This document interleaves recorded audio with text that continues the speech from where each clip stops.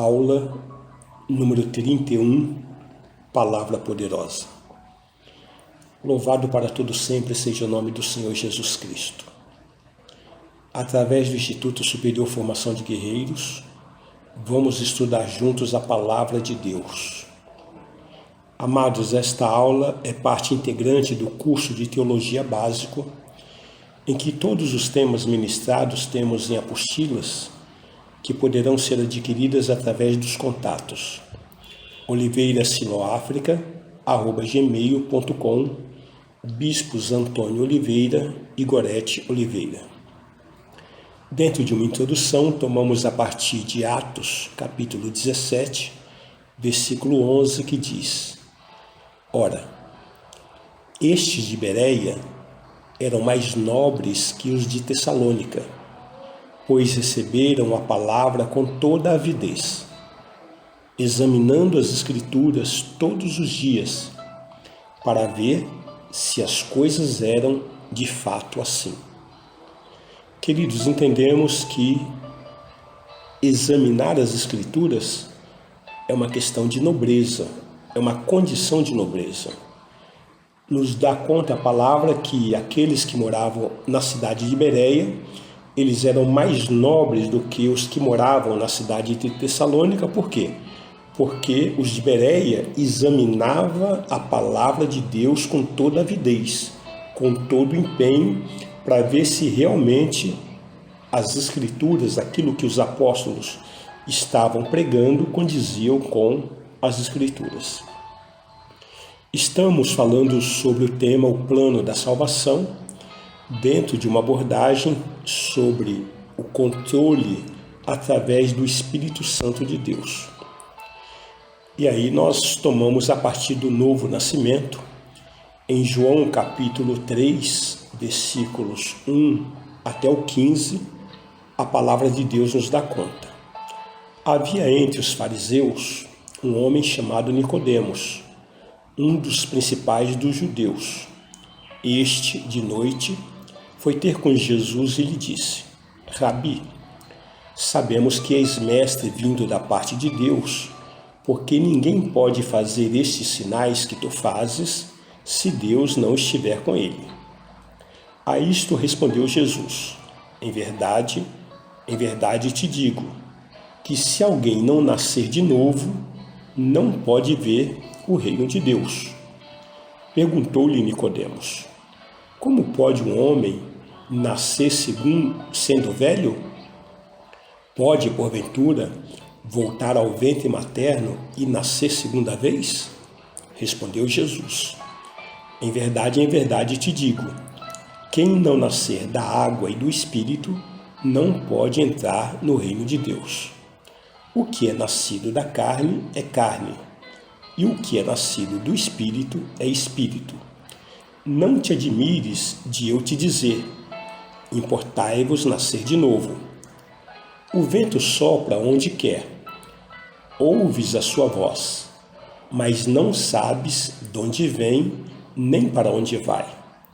Assim é todo que é nascido do Espírito.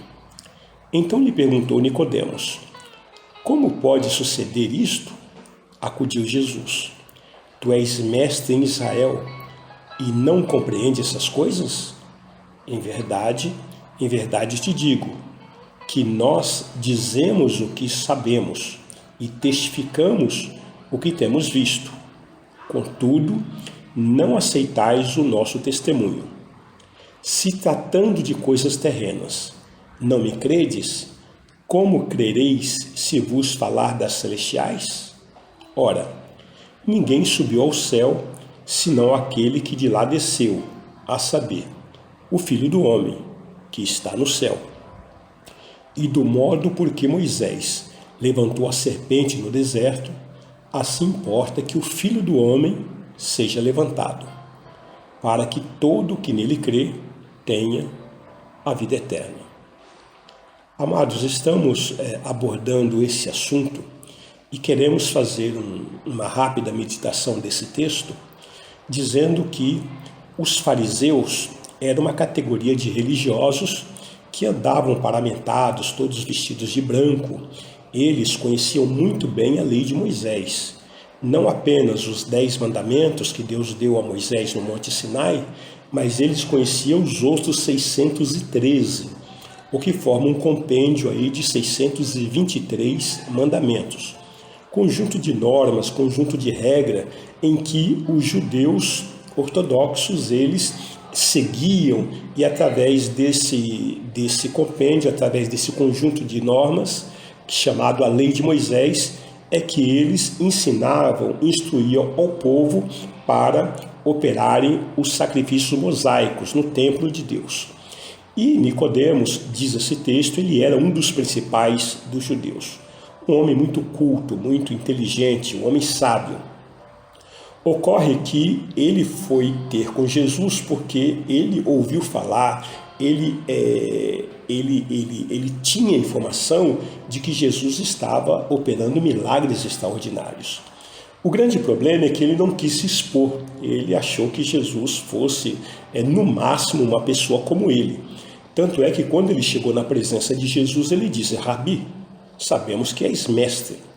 Ou seja, o peixeiro e o ladrão da cruz conhecia mais do que o doutor Nicodemos, porque tanto um como o outro se dirigiram a Jesus chamando de Senhor.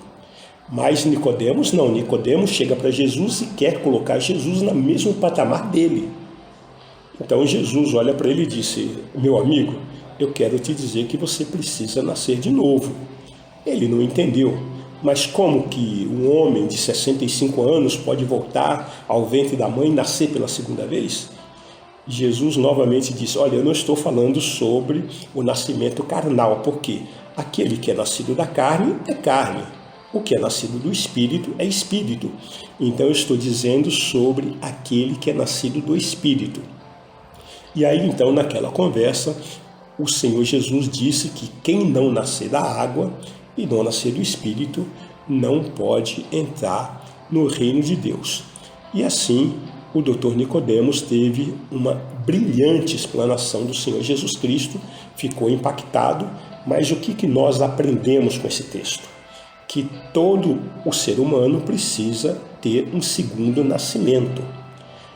O homem, ele deve nascer pela segunda vez através do Espírito. Primeira vez, naturalmente, ele nasce natural, através do nascimento virginal, mas depois, com o seu crescimento, com o seu entendimento do que é pecado e que Jesus é o único que resgata esse homem da condição de pecado, então ele precisa conhecer a pessoa de Jesus Cristo, se entregar à pessoa de Cristo, confessá-lo como único Senhor e Salvador, e aí ter um segundo nascimento, passando a ser um homem espiritual. O que é nascer da água?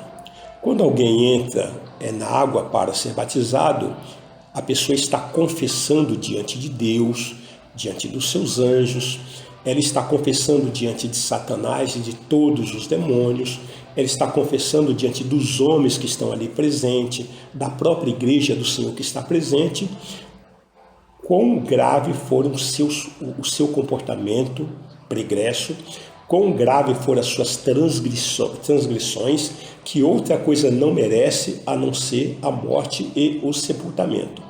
E com isso, ele morre para o pecado, o seu corpo é sepultado na água, por isso, batismo representa sepultamento, é corpo inteiro, e sepultamento não se sepulta parte do corpo, não se sepulta alguém deixando um braço de fora, não se sepulta alguém deixando uma cabeça de fora, uma perna de fora. Sepultamento significa corpo inteiro. Então o corpo inteiro deve descer na água e quando sobe, representa então a ressurreição, representa então que foi sepultado o velho homem, a velha natureza. Em Romanos, no capítulo 6, versículos 3 e 4, nós temos a seguinte palavra: ou, porventura, ignorais que todos nós que fomos batizados em Cristo Jesus, fomos batizados na sua morte? Fomos, pois, sepultados com ele na morte pelo batismo, para que, com Cristo, Como Cristo foi ressuscitado dentre os mortos para a glória de Deus, assim também andemos nós em novidade de vida. Então veja, queridos, que esse texto de Romanos capítulo 6 nos fala que o batismo nas águas está tipificado pelo sepultamento. É o que nós acabamos de relatar no texto anterior. Ainda em 1 Pedro capítulo 2, versículo 24, a palavra de Deus nos dá conta do seguinte: carregando ele mesmo em seu corpo sobre o madeiro os nossos pecados, para que nós, mortos para os pecados, vivamos para a justiça. Por suas chagas fomos sarados. Então agora nós morremos para o pecado. Não há nenhuma condição da pessoa convertida achar normal uma vida de pecado, achar normal que o pecado faz parte da sua vida, faz parte da sua existência, faz parte do seu estilo. Não faz. Agora que nós somos nascidos de novo, nós temos a característica de Deus, nós temos o gene de Deus, nós temos a natureza divina. Isso então representa novo nascimento. O batismo nas águas, portanto, ele é mencionado como símbolo exterior de fé interior do convertido. Então, a nossa fé interior, aquilo que nós temos no nosso coração, nós manifestamos de forma exterior, indo às águas do batismo e operando esse sepultamento, como nós acabamos de falar. Sepultamento do velho homem e da velha natureza. Então, o que é nascer do Espírito? Amados, o Espírito Santo, ele vem para conduzir as pessoas ao arrependimento. Então, ele mesmo convence o mundo do seu pecado. É o Espírito Santo que entra no coração do homem e traz esse convencimento, traz essa testificação. Ele leva as pessoas a aceitarem a Jesus como único Senhor e Salvador. Ele habita naqueles que assim se arrependem e creem e lhes concede a vida de Deus. E assim, dessa maneira, essas pessoas passam a estar regeneradas. Então, esse trabalhar é do Espírito Santo, esse trabalhar de convencimento, esse trabalhar de revelação das coisas de Deus pertence ao Espírito Santo, que é o Espírito Santo que ilumina as pessoas, levando-os ao arrependimento e a crer que elas podem receber a vida de Deus. Então, essa fé que a pessoa tem interiormente, que ela passa a crer, é obra do Espírito Santo no coração dela. Então, tudo isso está registrado nas Escrituras, que é a verdade do Evangelho de Jesus Cristo. Em João, no capítulo 16, versículo 8, está escrito o seguinte: quando ele vier, convencerá o mundo do pecado, da justiça e do juízo. Então, Jesus está dizendo que o Espírito Santo viria, como de fato veio, para convencer o mundo, para convencer os homens naturais dos seus pecados, para convencer os homens da justiça e do juízo. Então, daí a Bíblia dizer que Deus nos gera, portanto, através do Evangelho, que é também a palavra da verdade. Encontramos em 1 Coríntios capítulo 4, versículo 15, dizendo que o Evangelho é a oferta de vida, pois nesse texto está escrito o seguinte: porque ainda que tivesseis milhares de preceptores em Cristo, não teríeis, contudo, muitos pais, pois eu, pelo Evangelho, vos gerei em Cristo Jesus. Aqui o apóstolo Paulo está dizendo à igreja, aos coríntios, que ele mesmo os havia gerado através do Evangelho. Então, essa condição pertence a todos nós que somos cristãos, que a custódia que Deus depositou em nós, chamada sua palavra, chamado Evangelho de Deus, nós devemos, através desse Evangelho, gerar vidas, gerar frutos para a glória de Deus. O que é gerar frutos? É transformar, através do Evangelho, pessoas pecadoras em servas de Deus, pessoas que andavam com a sua vida desregrada em filhos de Deus. através da pregação do Evangelho de Jesus Cristo. Em Tiago, no capítulo 1, versículo 18, está escrito que, pois, segundo o seu querer, ele nos gerou pela palavra da verdade, para que fôssemos como que primícias das suas criaturas. Então veja, mais uma vez, através da carta de Tiago, no capítulo 1, versículo 18, percebemos que a palavra da verdade é que nos gera como primícias de Deus. A mesma coisa que está escrito lá em Apocalipse capítulo 8, quando o apóstolo João tem a visão, né, e diz que esses são aqueles que não se macularam com mulheres, mas são castos, está dizendo que esses são separados como primícias de Deus, que não se contaminaram com o pecado. No caso ali, mulher está tipificando a perversidade, está tipificando o pecado, o sodomismo, não está tipificando a mulher fisicamente, a mulher naturalmente, mas sim é uma simbologia, é uma metáfora para dizer que as pessoas que aceitaram Jesus Cristo como seu único Senhor e como seu único Salvador, essas pessoas não se maculam, essas pessoas não se mancham através do pecado e com isso elas passam a ser primícias da criatura de Deus. Em João, no capítulo 15, versículo 5, está escrito: eu sou a videira, vós os ramos. Quem permanece em mim e eu nele, esse dá muitos frutos, porque sem mim nada podeis fazer. Veja, queridos, que em Mateus capítulo 24, versículo 32, diz que nós devemos olhar para a figueira, porque quando ela brotar e começar a dar seus ramos, o Senhor está às portas. Então veja que a figueira ali tipifica a nação de Israel. Então a nação de Israel é representada, está tipificada pela figueira. Nós, porém, a Igreja de Jesus Cristo, somos os ramos da videira, porque nesse texto Jesus deixa muito claro que Ele é a videira, nós somos os ramos. E também diz o seguinte, que quando nós permanecemos nele, aí nós vamos dar muitos frutos. E necessariamente precisamos dar frutos, porque não há como sermos cristãos, não há como sermos crentes, como sermos discípulos de Jesus e não frutificar para o reino de Deus.